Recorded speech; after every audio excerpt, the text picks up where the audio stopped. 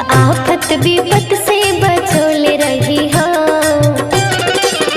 हमरा सहिया के हरदम बचोले रही हो, हमरा सहिया के हरदम बचोले रही हो। मैया हमरा सुहागिन बनौले रही हो, मैया हमरा सुहागिन बनौले रही हो, मैया हमरा सुहागिन बनौले रही हो।